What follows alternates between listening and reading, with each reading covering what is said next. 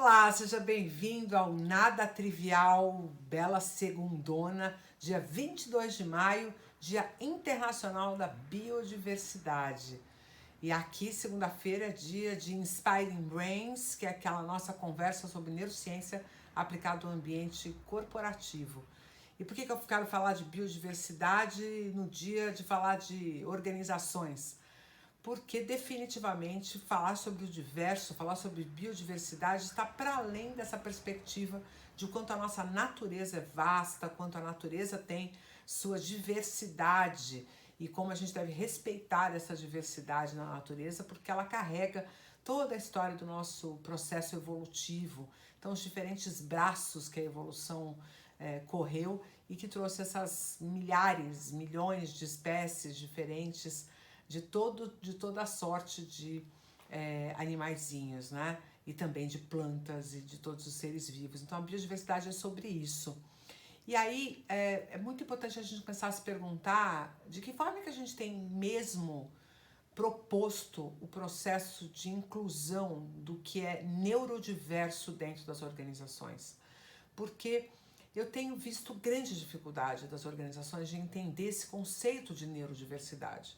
É comum as pessoas acharem que a neurodiversidade está ligada a formas de expressão cognitiva que são atípicas, né? Então chamados desenvolvimentos neuroatípicos, nos quais existem prerrogativas, perspectivas funcionais que são diferentes daquilo que é considerado típico, né? Para a gente não usar um termo, quem sabe, mais pesado, que é normal, né? Muito difícil falar de normalidade nesse aspecto. Mas essa discussão, né, de incluir pessoas que são neuroatípicas, como é o caso dos portadores do transtorno do espectro autista, os portadores de síndrome de Down, ou mesmo os indivíduos superdotados que têm diferentes expressões de relacionamento interpessoal, de vivência socioemocional, isso já está na pauta da discussão e eu acho extremamente importante, ainda que muitas empresas não tenham compreendido o papel dessa inclusão, desse processo de trazer para a organização pessoas que têm esse modelo funcional diferente. Mas tá para além disso, porque a neurodiversidade diz respeito também a modelos de pensamento, diz respeito a abordagens possíveis.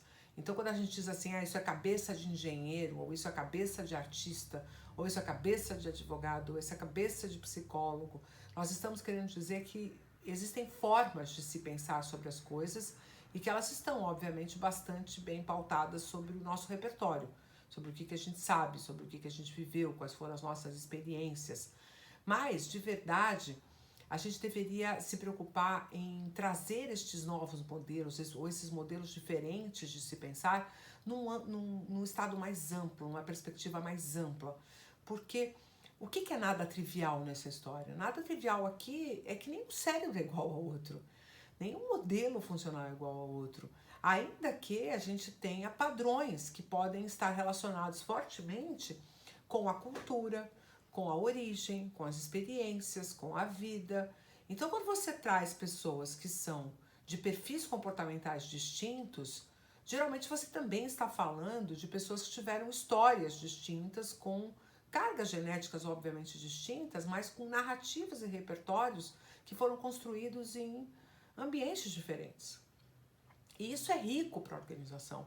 É rico porque definitivamente você vai poder somar ao seu capital humano aquilo que de fato é um recurso grande, que é o repertório, a capacidade, o modelo de pensamento de cada um dos indivíduos. E fazendo isso, você vai conseguir trazer essa discussão para um nível mais amplo, para além daquele lugar de você, ainda que seja extremamente importante, promover a diversidade por uma questão, por exemplo, de justiça social. Não é esse apenas um mote.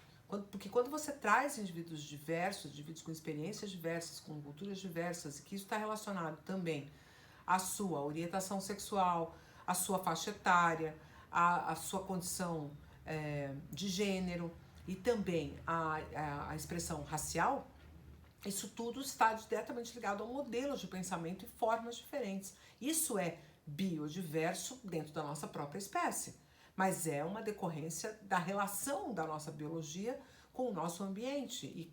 E essa relação é extremamente complexa, então não é nada trivial a gente incluir pessoas neurodiversas dentro de uma organização, especialmente se a gente estiver pensando em perfis comportamentais. Acontece, pessoal, que já está demonstrado que essa potência da biodiversidade ou da neurodiversidade dentro de uma organização está diretamente correlacionada com resultados. E você pode perguntar, mas Carla, como assim? Por quê? E basicamente o ambiente diverso é mais produtivo. Porque o ambiente que tem diversidade, ele traz uma perspectiva de justiça e também de inclusão, e de que eu, seja eu quem for, terei espaço nesse ambiente. Isso me permite colocar minha máxima potência.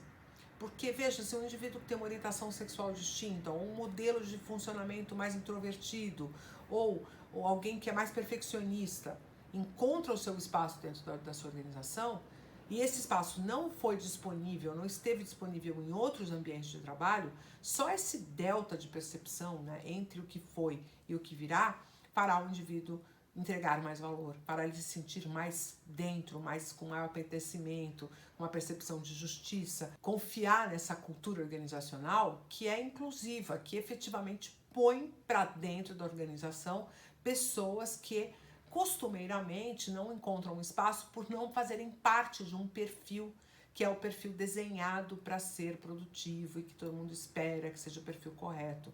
Porque isso já é uma coisa do passado, naquele tempo em que todo mundo sabia o que tinha que ser feito. Então, bastava eu pegar pessoas que sabiam fazer o que tinha que ser feito.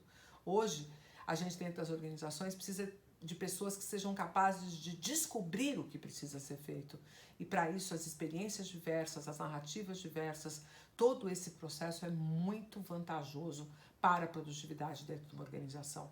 Então, você pode me perguntar, Carla, quais seriam os impeditivos para que isso não ocorresse? Basicamente, os chamados vieses inconscientes, que eu já tratei aqui no canal Nada Trivial, e que são fundamentais, a compreensão sobre os vieses inconscientes é fundamental para que a gente possa criar as estratégias organizacionais que vão favorecer o processo de diversidade e inclusão, considerando inclusive toda essa perspectiva de modelos e formatos de funcionamento humano diversos.